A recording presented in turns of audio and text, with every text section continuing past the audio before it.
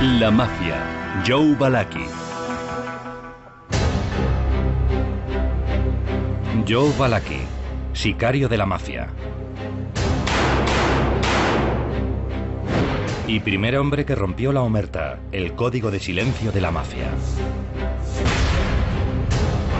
Balaki fue el primero en revelar al mundo el término la Cosa Nostra. Balaki fue el primero en revelar los nombres de los jefes y los soldados. Explicó la estructura de la mafia, sus rituales y sus secretos. Era la primera vez que alguien descorría la cortina o hacía un retrato de cómo era la mafia. Balaki fue el primero en exponer el sangriento historial de asesinatos y ejecuciones de la mafia. Y sabía dónde se encontraban los cuerpos. Vives por la pistola y el cuchillo, y mueres por la pistola y el cuchillo. Balaki fue el primero en levantar la tapa de un imperio secreto que recaudaba $40.000 millones al año. Y sus revelaciones cambiarían la naturaleza de la batalla entre el FBI y la mafia para siempre.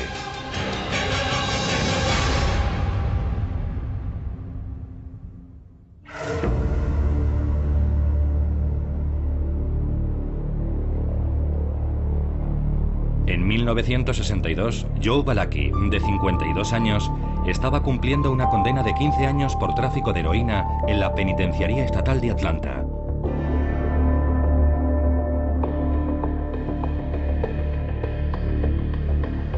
Y entre rejas, con él, se encontraba su jefe en la mafia durante 30 años, Don Vito Genovese, líder de una de las familias criminales más poderosas de América.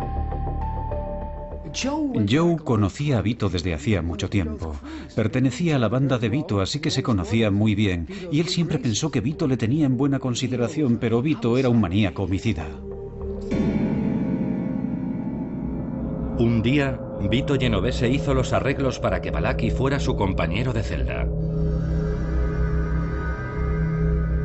Genovese pudo hacerlo porque controlaba los pabellones de la prisión a través del miedo y la intimidación. Balaki sospechó que ocurría algo y tenía sobradas razones para estar nervioso. Genovese consideraba que Balaki era el responsable de que estuviera en prisión por haberle delatado a la Oficina Federal de Narcóticos. Una noche, Genovese se dirigió a su compañero de celda. ¿Sabes? Si tienes un cesto de manzanas y en el cesto hay una manzana podrida, esa manzana debe ser eliminada, porque si no se elimina, estropeará las demás manzanas.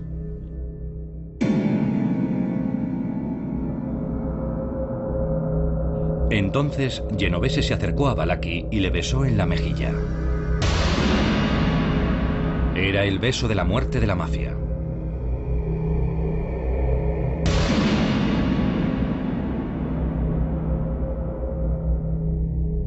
Para hacer saber a Balaki que él era la manzana que había que eliminar. Joe Balaki sabía lo que aquello significaba. Significaba que ahora iba a ser asesinado. De una manera u otra, Vito iba a ir a por él.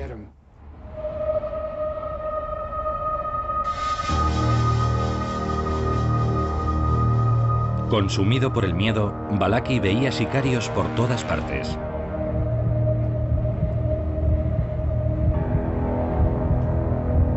La mañana del 22 de junio de 1962, mientras se encontraba en el patio, vio a 3 presos acercarse a él. Pensando que habían sido enviados por Genovese para matarlo, cogió una tubería de hierro abandonada por unos obreros de la construcción y se preparó para el ataque. Entonces otro preso se aproximó a él. Balaki entró en acción.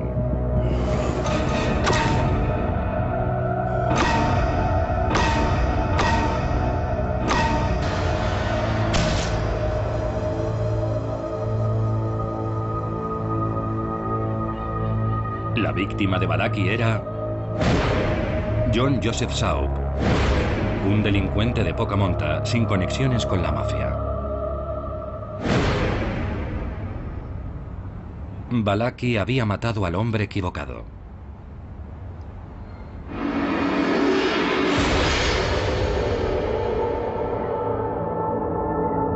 Y ahora se enfrentaba a la pena de muerte por asesinato.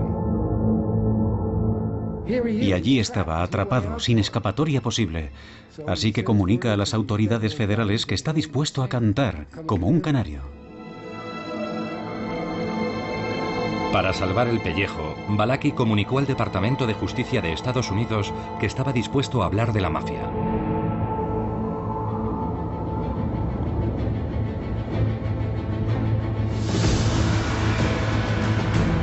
Para el fiscal general Robert Kennedy y su equipo en el Departamento de Justicia de Estados Unidos, era la oportunidad que estaban esperando. Desde que se había convertido en fiscal general en 1961, Kennedy había llevado a cabo un vigoroso ataque contra el crimen organizado, pero seguía luchando para penetrar en los bajos fondos del crimen estadounidense.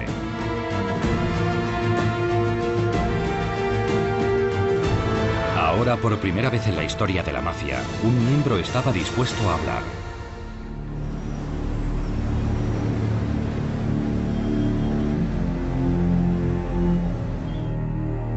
Así que Kennedy le ofreció un trato a Balaki.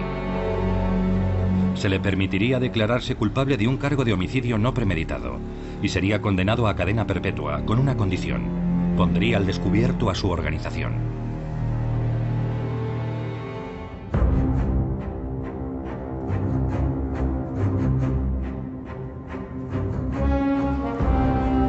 El 17 de julio de 1962, Balaki fue sacado en secreto de la prisión de Atlanta y trasladado en avión a la prisión del condado de Westchester, en las afueras de Nueva York.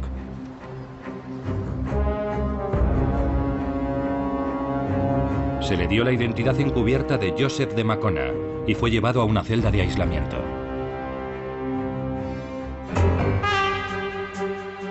El agente del FBI, James Flynn, fue enviado a interrogar a Balaki para averiguar lo que sabía. Flynn entró en escena, era un tipo duro. Le dijo a Balaki: o nos dices lo que queremos saber o no tendrás ningún valor y no habrá acuerdo.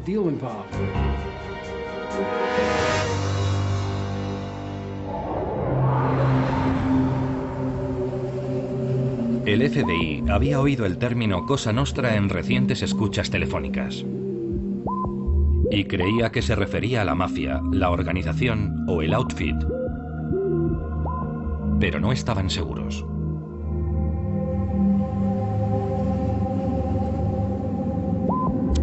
Para que Balaki soltara la lengua, le engañó.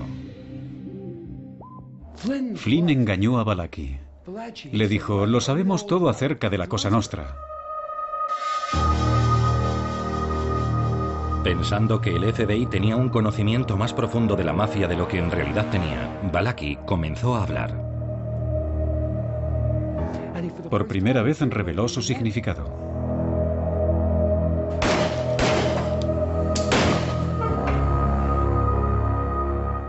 Quería decir Cosa Nuestra, Cosa Nostra.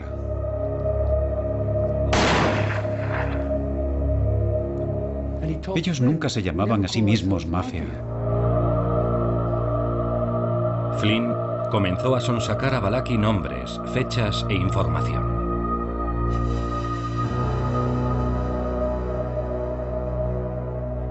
El FBI conocía la punta del iceberg de la mafia. Nunca había penetrado en la organización. Se abrieron las compuertas. Balaki era consciente de que tenía que aportar información. De lo contrario, tendría que pasar el resto de su vida en la cárcel. Tenía que informar sobre lo que ocurría en el seno de la mafia, descorrer realmente la cortina, hacer un retrato de cómo era la vida de un soldado de la mafia en las trincheras. Así que por primera vez empezó a soltar la lengua.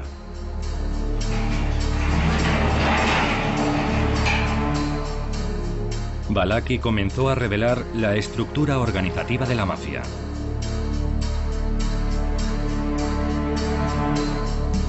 Basándose en su información, Flynn diseñó gráficos que ilustraban cómo la Cosa Nostra estaba dividida en unidades familiares.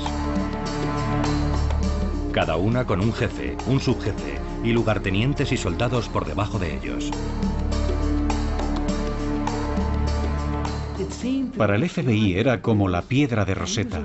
Estaba contándoles los secretos y los jeroglíficos empezaban a ser descifrados. Balaki le contó a Flynn que las familias mafiosas estaban extendidas por todo Estados Unidos, desde Boston a San Francisco. Y por primera vez, el FBI tenía un croquis del enorme alcance de la mafia y de sus actividades.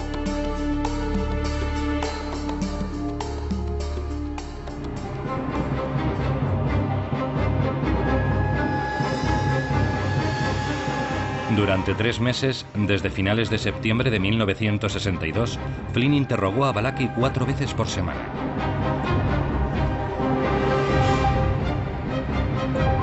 Una sesión habitual se prolongaba durante unas 3 horas. Entonces Balaki comenzaba a irritarse y era difícil de manejar.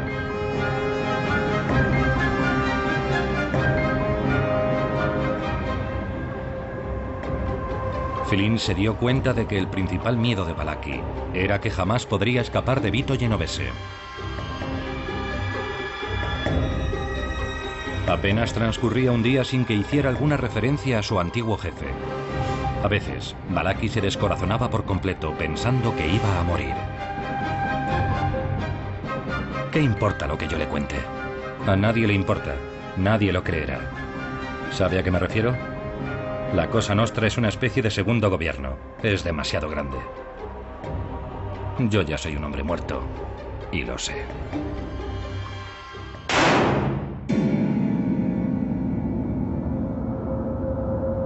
Balaki tenía razones para estar preocupado. Según las fuentes del FBI, miembros de la familia Genovese estaban buscando a Balaki.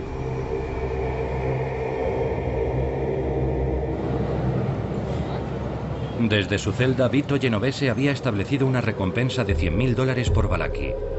Y ahora, la mafia lo había situado en la zona de Nueva York.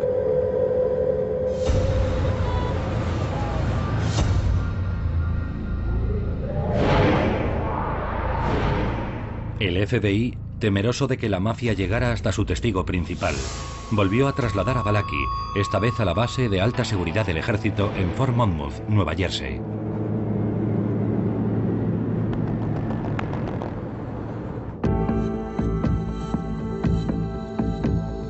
En la primavera de 1963, Balaki decidió salir a la palestra. Deseaba fervientemente dejar al descubierto a la poderosa organización criminal a la que acusaba de haber arruinado su vida. Bobby Kennedy se dio cuenta del potencial que tenía como persona que podía hacer público lo grande e importante que era la mafia. Pero Kennedy tenía serias preocupaciones en cuanto a la credibilidad de Balaki. Durante los últimos 30 años había sido un despiadado sicario de la mafia.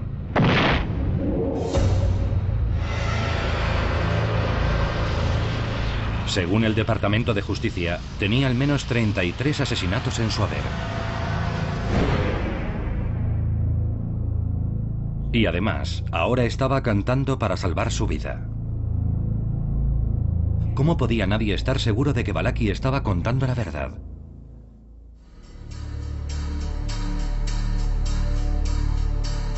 Así que el FBI decidió utilizar aquella información para poner a prueba su credibilidad.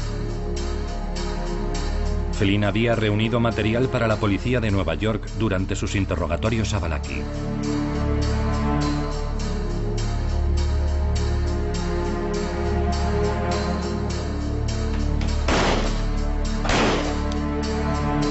La policía llevaba 30 años de laboriosa investigación de casos de asesinatos sin resolver. Se remontaban a las guerras entre bandas de la mafia y la consiguiente lucha por el control del poder en la Cosa Nostra. Utilizando el relato de Balaki como guía, la unidad de inteligencia revisó los archivos del departamento, en una operación que se llevó a cabo distrito por distrito. Cotejaron los hechos disgregados y sin confirmar, con su detallada información. Descubrieron que los asesinatos y las ejecuciones de las bandas, incluidas las fechas, localizaciones y circunstancias, se podían verificar.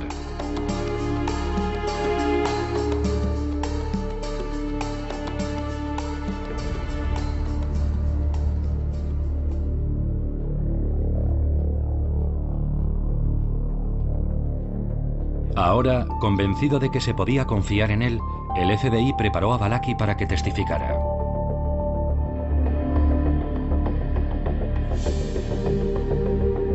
En septiembre de 1963, Balaki fue trasladado en avión a Washington para declarar ante un comité de investigación del Senado sobre el crimen organizado en todo Estados Unidos.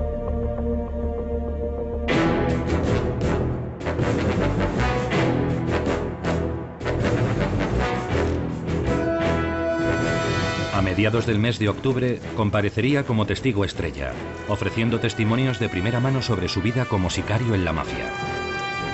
Las vistas se emitieron en todo el país, convirtiéndose en un acontecimiento nacional.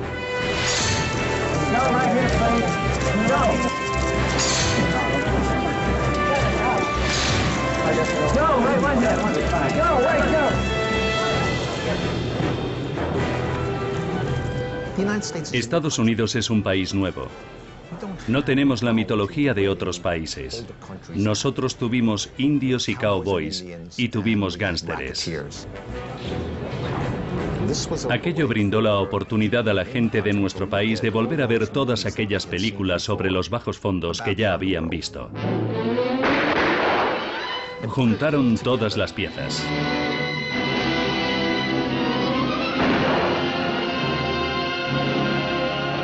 La gente estaba fascinada con todo aquello. Cosa Nostra. El Comité del Senado investiga a la mafia. El Subcomité de Investigación del Senado inicia las nuevas audiencias contra el crimen. El senador McClellan es su presidente. El fiscal general Robert Kennedy presenta un panorama siniestro debido al aumento de las actividades ilegales de la Cosa Nostra o mafia. Describe a esta organización como el gobierno del juego organizado, el narcotráfico, la extorsión, el fraude y el control de varios sindicatos. Afirma que sus ingresos son multimillonarios.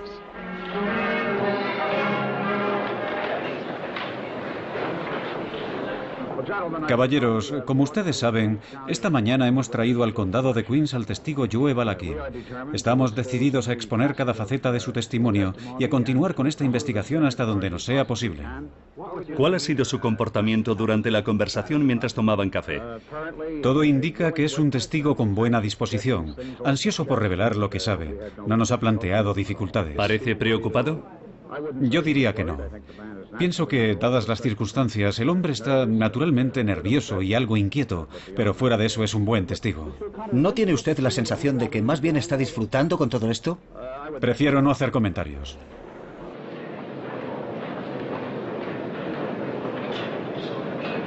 Iniciadas las vistas, se preguntó a Balaki por qué había asesinado a otro preso en la cárcel. ¿Por qué decidió matarlo en aquel lugar y en aquel momento? Porque era el tipo al que vi en aquel momento. En otras palabras, sentí que aquel era mi último día. Hablando claro, senador. Sentí que era mi último día. ¿Su último día? El último día que estaría con vida. ¿Pensó que podía acabar con todos antes de que acabasen con usted? Probablemente. No sé qué habría hecho si no le hubiera visto. No puedo responder qué habría hecho. Es decir, se sintió usted indefenso y rodeado y decidió atacar cuando pudo. Cuando lo vi, sí. Pensó que si mataba a aquel hombre que pensaba que iba a matarlo a usted, entonces... Sentí satisfacción, senador. Digámoslo así. Sintió satisfacción.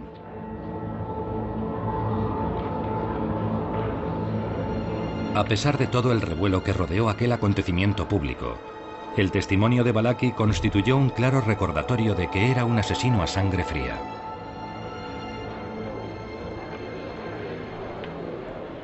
Entonces, el interrogatorio a Balaki comenzó realmente. ¿Cuándo se convirtió usted en miembro de esa organización? En 1930. En 1930. ¿Cuál es el nombre de la organización? Cosa Nostra, en italiano. Cosa Nostra en italiano. Nuestra cosa y nuestra familia, en nuestro idioma. Nuestra cosa y nuestra familia en nuestro idioma.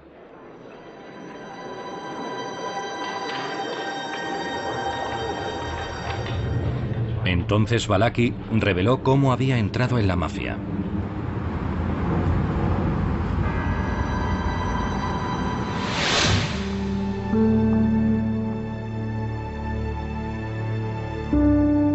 Balaki hizo una descripción al comité sobre sus inicios en los bajos fondos de los barrios marginales de Nueva York, a comienzos del siglo XX.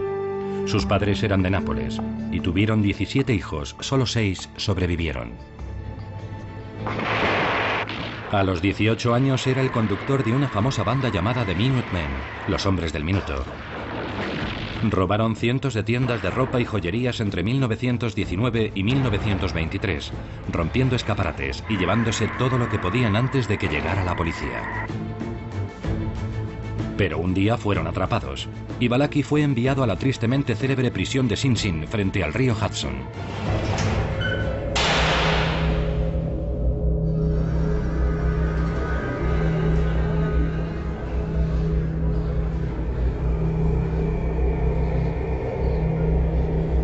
En Sing Sing, Balaki, de 21 años, se hizo amigo de un gángster llamado Alessandro Bolero. Fue entonces cuando Balaki tuvo noticias por primera vez de una organización secreta que pronto conocería como la Cosa Nostra.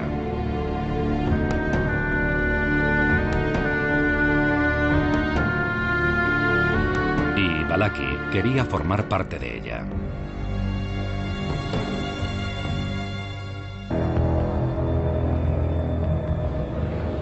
Ahora voy a hablar de mí. Yo era chofer, algo que se sabía desde hacía muchos años. Y de hecho otras bandas intentaron contratarme, pero yo nunca quise irme. Balaki explicó al comité del Senado cómo se había convertido en conductor para una de las bandas mafiosas más poderosas de Nueva York, comandada por el siciliano de nacimiento Salvatore Maranzano.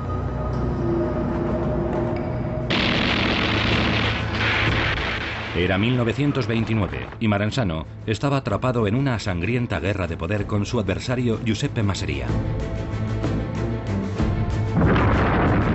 Balaki hizo saber a Maranzano que quería formar parte de su banda. Y a modo de prueba, fue enviado como conductor contratado para el asesinato de uno de los principales secuaces de Masseria.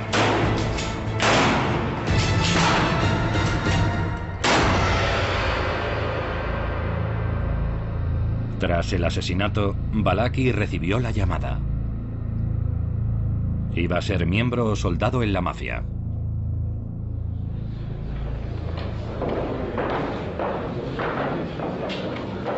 Balaki reveló entonces al comité los rituales de su ceremonia de iniciación para entrar en la mafia.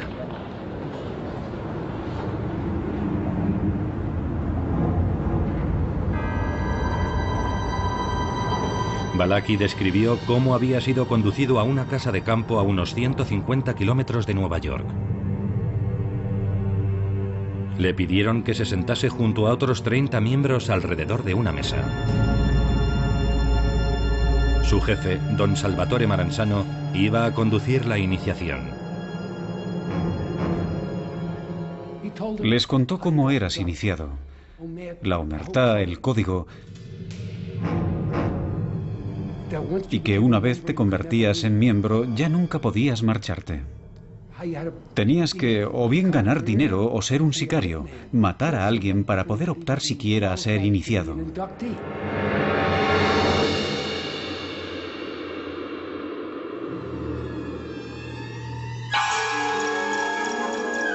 Balaki reveló entonces al comité del Senado los secretos de la ceremonia de iniciación de sangre y fuego para entrar en la mafia.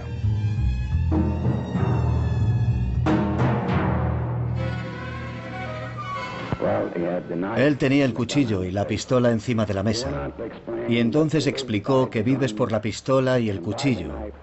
Y mueres por la pistola y el cuchillo. ¿Y comprendió usted totalmente lo que aquello significaba? Sí, en efecto. ¿Y qué significaba? Pues que esperaba morir por la pistola y el cuchillo. Cuando usted hizo aquel juramento, dio por hecho que un día moriría por una pistola o un cuchillo. Así es. Y eso era a lo que pensaba dedicarse. Así es. Balaki dijo que le pidieron que colocara las manos en forma de cuenco. Pusieron un trozo de papel en su interior y lo encendieron.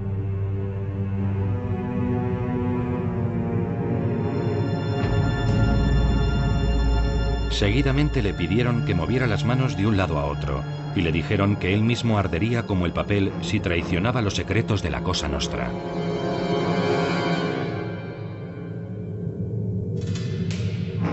Balaki fue presentado entonces a su gomba, a su padrino, Joe Bonanno, que sería su guía y mentor.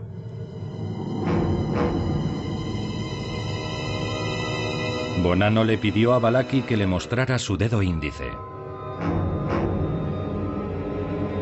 Y lo pinchó con el alfiler de su corbata. Luego pinchó el suyo y lo colocó sobre el de Balaki. Entonces Maranzano anunció que ahora eran todos familia. Está bien, ¿qué pasó entonces? Entonces nos pusimos de pie, nos dimos la mano y pronunciamos juntos algunas palabras que no recuerdo bien. También en siciliano. ¿Sabe usted lo que significaban? Bueno, lo cierto es que nunca pregunté lo que significaban. Nunca lo pregunté, pero querían decir que era una especie de organización. Algo por el estilo, pero uno no presta atención. Yo no me molesté, nunca me molesté. ¿Nunca se molestó en qué? En averiguar lo que significaban, pero me puedo hacer una idea. Se puede hacer una idea, ¿cuál? Todos atados, estamos todos atados. ¿Estamos todos juntos? Estamos juntos. Estamos juntos, cantamos juntos, salimos juntos, vivimos juntos. Eso es.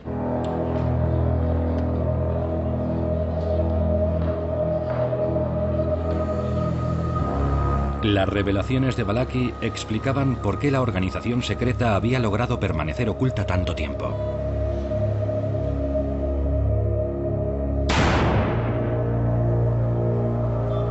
Aquel que se iba de la lengua pagaba el precio más alto. El miedo había preservado el silencio durante 30 años.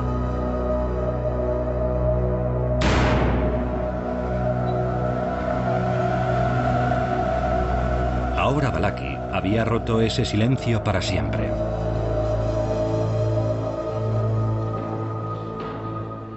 Senador, ¿puedo decir una cosa, senador? Sí. Lo que ahora les estoy diciendo, tendría que callarlo y no decir nada más. Lo que estoy exponiendo ante ustedes, ante la prensa y ante todo el mundo, representa mi condena a muerte. Estoy rompiendo una promesa que nunca debería romper. Incluso si hablo, nunca debería hablar de esto. Y sin embargo, lo estoy haciendo. La mafia, como es lógico, estaba horrorizada. Ya en el pasado habían conseguido asesinar a gente que estaba en la cárcel y pensaron que si ofrecían suficiente dinero encontrarían a alguien dispuesto a liquidarlo.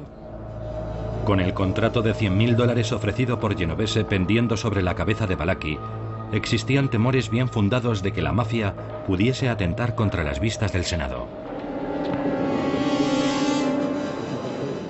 ¿Qué puede decirnos sobre esa amenaza, Jim? Bueno, durante el fin de semana nos ha llegado información del FBI que hacía referencia a la posibilidad de que alguien pudiera colocar una bomba en la sala esta mañana. Y también la posible presencia de una, dos o varias personas armadas dispuestas a asesinar al testigo. ¿Qué precauciones han tomado? No debemos comentar ese asunto. ¿Han informado al señor Balaki? No lo hemos hecho. Parece ser que existe información según la cual alguien tenía la intención de dispararle o de colocar una bomba en esta sala. ¿De dónde han sacado esa información? ¿Qué le pareció el partido de los Yankees? No sé nada. ¿Qué piensa usted de ello? ¿Qué quiere que le diga? Estoy en la misma situación desde el principio, me la estoy jugando desde el principio. ¿Sabe a qué me refiero? Eso no cambia nada.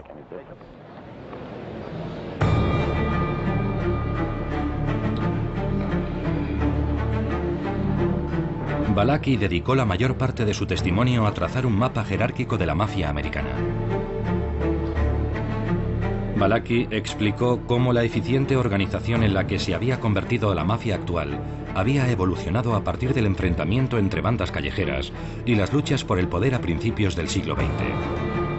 Ante los senadores, Balaki se remontó hasta una reunión celebrada en 1931, en la que el jefe siciliano Salvatore Maranzano se hizo con el control de la mafia de Nueva York.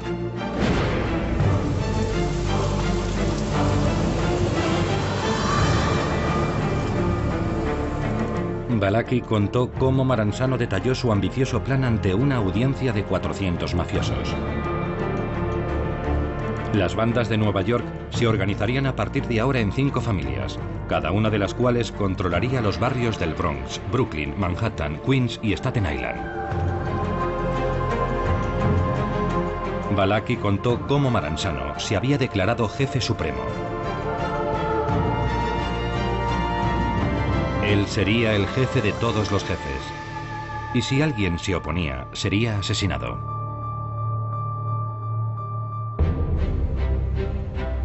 Balaki explicó entonces que un hombre se había mostrado en desacuerdo.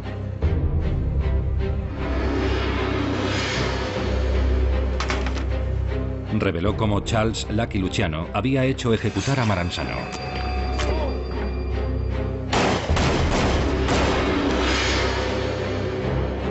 Luciano introdujo entonces una forma de liderazgo más democrática. Eliminó la figura del jefe de todos los jefes y creó la comisión, una junta directiva a todos los efectos para resolver las disputas de la mafia. Y esto condujo a una época de paz, cooperación y prosperidad.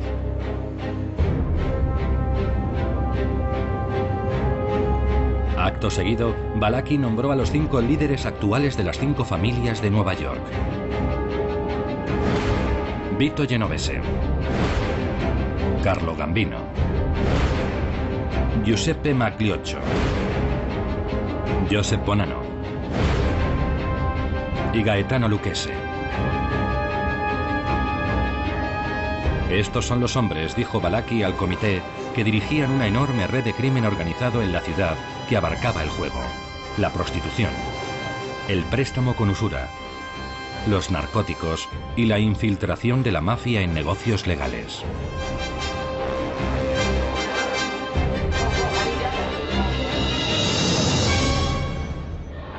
¿Cuántos soldados suele haber al mando de un jefe? Bueno, Vito Genovese tiene unos 450. ¿400? Más o menos. ¿450? Unos 450. Puede que incluso 500. Balaki reveló entonces el nombre de más de 130 miembros de la familia criminal genovese e identificó a miembros de todas las demás familias de Nueva York, afirmando conocer a 289 mafiosos. Todo ello fue presentado ante el comité en 5 enormes esquemas de las familias. Lo que hizo Balaki fue dar unos datos que ya tenía el FBI, pero que ignoraba que tenía. Con frecuencia, los miembros de la mafia y de otras áreas de la actividad criminal se conocen unos a otros por sus apodos. Pueden conocerse de vista, pero no siempre conocen sus verdaderos nombres. Y aunque las fuerzas de seguridad sí conocían sus verdaderos nombres, era la primera vez que se daban cuenta de lo que realmente tenían.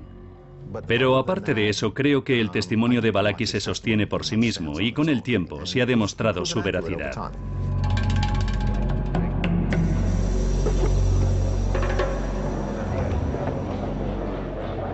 Ha marcado en cada esquema con una estrella a las personas que ha podido identificar de las 5 familias. Sí. Y los que no aparecen los conoce por sus alias, pero no conoce sus verdaderos nombres. Así es. De manera que se ha comprometido a identificar... Eso es. A los miembros de la mafia de los que podía dar su verdadero nombre y sus alias. Correcto. Muy bien.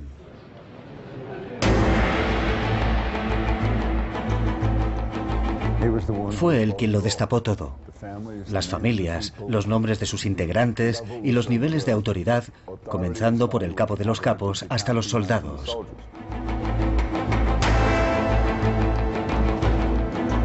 Sin embargo, había algunos críticos que ponían en duda los testimonios de Balaki, por considerar que a un soldado de a pie nunca se le habría concedido el privilegio de conocer información sobre el núcleo de poder de la Cosa Nostra. Creo que es un error considerar a los soldados figuras de poca relevancia. No lo son. Son gente importante dentro de la mafia. Las únicas personas por encima del soldado en línea directa de mando son el capo y el jefe.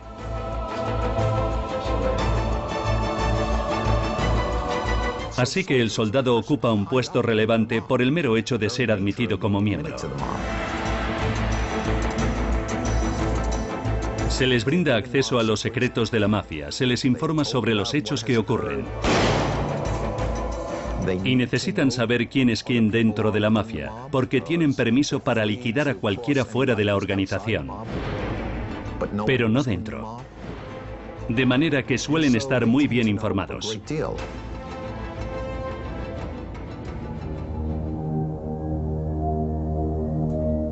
Balaki usó su testimonio para vengarse de Genovese.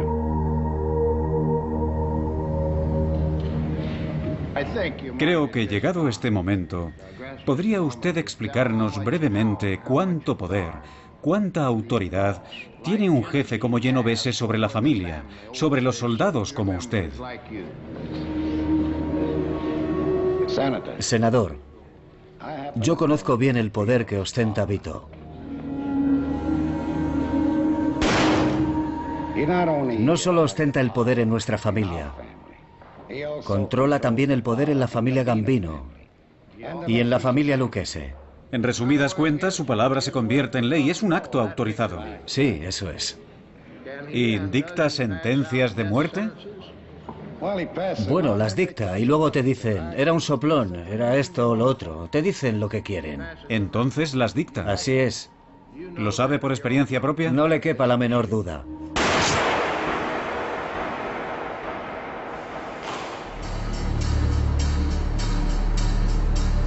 El testimonio de Balaki valía su peso en oro. Confirmó que la Cosa Nostra era la mafia. Reveló los nombres de los jefes y de sus soldados. Explicó su estructura, sus rituales y sus secretos. Y puso al descubierto su sangrienta historia.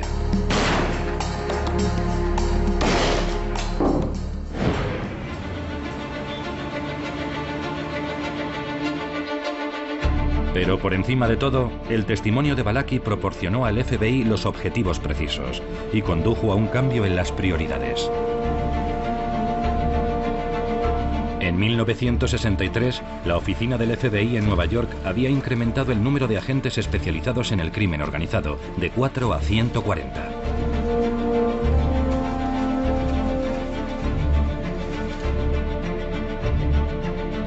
Al año siguiente, el FBI usó micrófonos ocultos para grabar al jefe del sindicato de camioneros, Jimmy Hoffa, en una serie de intercambios con la mafia de Detroit. Fue condenado a 8 años de prisión. Para el FBI, la vigilancia electrónica constituía la herramienta del futuro para derrotar al crimen organizado.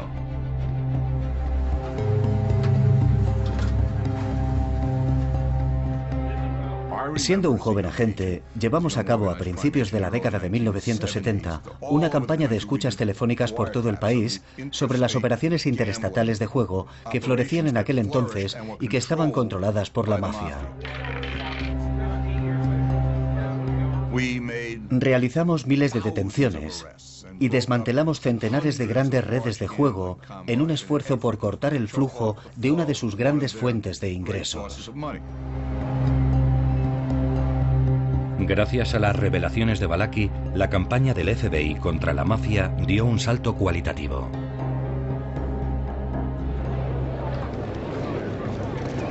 Aunque fue solo el comienzo, para el fiscal general Robert Kennedy resultó crucial. Las declaraciones de Joseph Balaki y de otros con conocimiento sobre operaciones criminales en varias partes del país nos han proporcionado una comprensión sin precedentes sobre el funcionamiento de dichas operaciones. Balaki fue el primer subalterno de cierta relevancia cuyo testimonio sirvió para derribar y destruir, o al menos herir a la mafia en América. Sin él habrían hecho falta otros 15 o 20 años porque no había delatores. Aunque su rango era secundario, sabía lo suficiente para causar expectación y para alertar y advertir seriamente a la opinión pública respecto a la amenaza que representaba la mafia.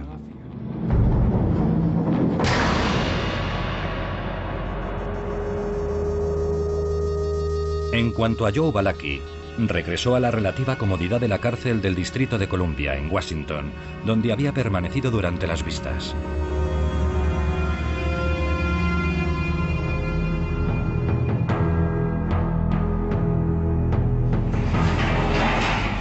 Robert Kennedy, con su proverbial sagacidad, creía que Balaki tenía mucho más que ofrecer. Kennedy se dio cuenta de que Balaki era una mina de oro. Se le ocurrió que escribiera sus memorias, relatando lo que pudiese recordar sobre la mafia. Durante 13 meses, Balaki escribió concienzudamente en su celda de Washington más de 300.000 palabras en cuadernos de notas. Había sido testigo desde los inicios de la mafia moderna, y su relato era un retrato único del día a día en la vida de un asesino a sueldo durante un periodo de 30 años.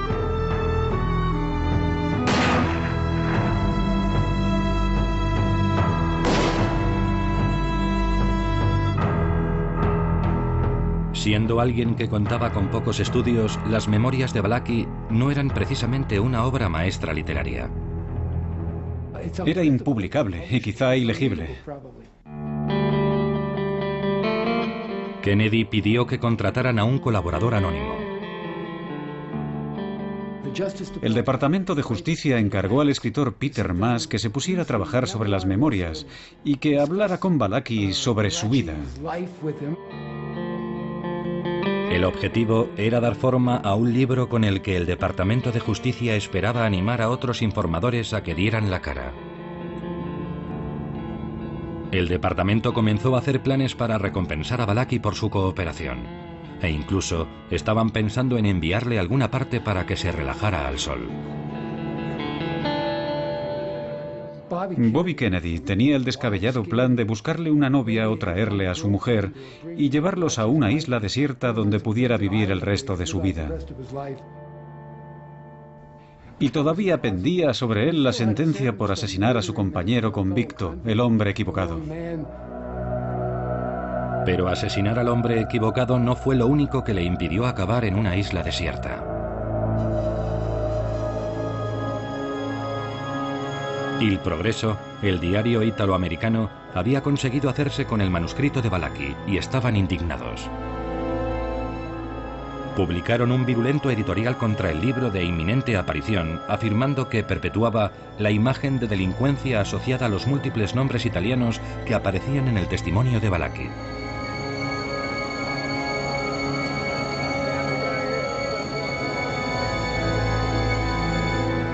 Una opinión que fue extendiéndose hasta convertirse en una protesta masiva de grupos de presión que proclamaban que el libro denigraría a todos los italoamericanos. La campaña caló hondo. La Casa Blanca se vio obligada a intervenir y paralizó su publicación. De la noche a la mañana todo cambió para Balaki. Le comunicaron que el proyecto quedaba suspendido, le sacaron de su cómoda zona de reclusión en Washington y le devolvieron al duro sistema federal de prisiones.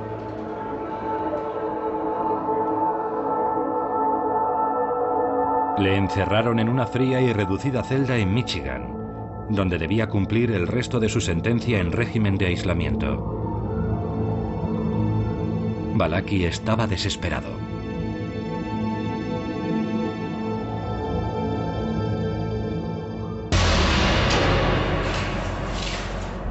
La mañana del 11 de abril de 1966 arrancó el cable de alimentación de su radio y se dirigió al rincón de la ducha.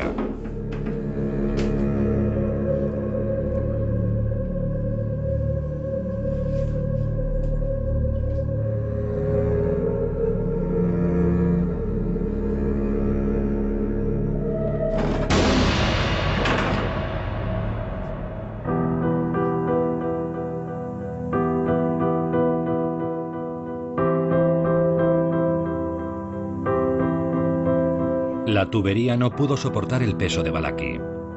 Un celador le encontró poco después desplomado en el suelo, casi sin vida.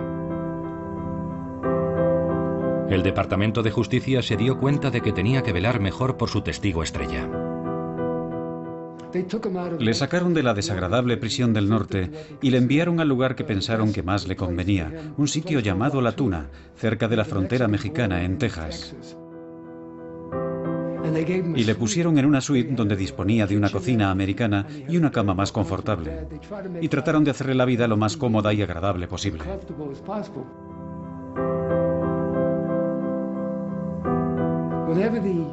Cuando el Departamento de Justicia consigue ahora a un delator de primer orden, se le envía lo que se denomina la suite de Balaki.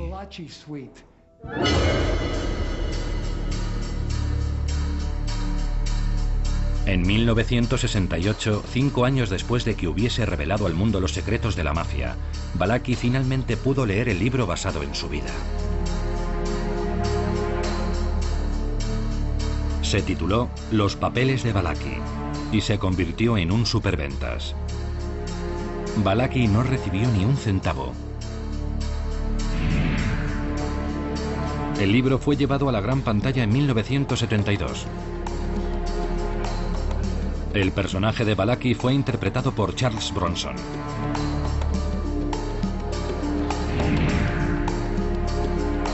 El verdadero Joe Balaki murió de un ataque al corazón en 1971 en la Institución Correccional Federal de La Tuna, en Texas.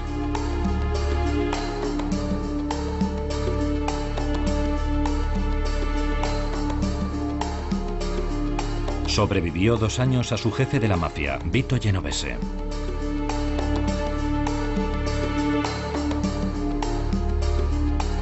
Los $100.000 de recompensa por la cabeza de Balaki ofrecidos por Genovese nunca llegaron a cobrarse.